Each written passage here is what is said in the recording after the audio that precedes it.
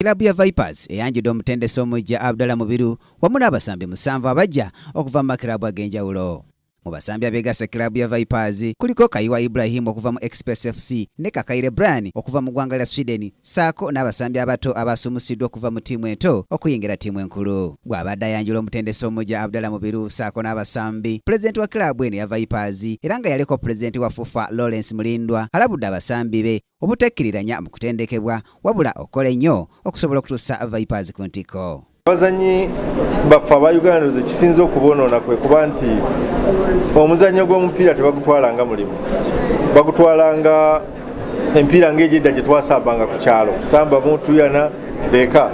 Naye kati twagala okulaba mu Vipers nti abazanyi batwala omupiira ng'omulimu nga professional endala yonna omuntu gy'akeera ku makya n'ateeka mu bwongo n'alowooleza n'akola ki. Mulindwa akoze enkyukakyuka mu bakulembeze ba kilabu bw'alonze Waswa Richard okola ku kutumbula ebitone by'abaana, nannyini hadiyo ya World Sekanja Simon alondeddwa ku bwakitunzi bwa kilabu, Haruna Kyobe wa Byakikugu, omutendesi Sali yavunaanyizibwa kunoonyeza kilabu eno abasambi, ate Munamawule Kenneth Muwanga yalondeddwa ku bwogezi bwa kilabu eno.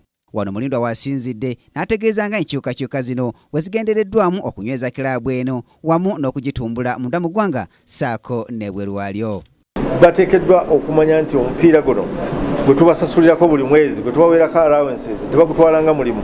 Asule ng'alowooza mupiira, akeere ku makya nga preparinga kye kyateekeddwa okugutegekera, ate ne contribution ye ku kisaawe ebeere nga y'amaanyi era ng'omukozi omulala bw'abeera nti abajjaajidde okusinziira ku kiki kyakoledde. Ye omutendesi omujja Abdallah Mubiru yayamye okolera wamu n'eyali mukama we mu KCCA-FC George Best Nsimbe saako n'abatendesi abalala abalondeddwa. Tiimu yakola kikopo era tetugenda kuteekateeka ttiimu nti tuzimba oba tugenda competing naye tumanya tugenda kwetaba mu bwetabi ne tuzze kuwakanira kikopo. Vipers SC be banantamegwa ba Uganda Cup era nga bakukiikira eggwanga mu kikopo ky'amakilabu ga Africa season ejja.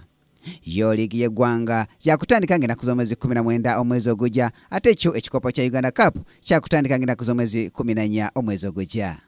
Ku Kingdom TV amalindi ag'ebyemizannyo, nze Brian Katende.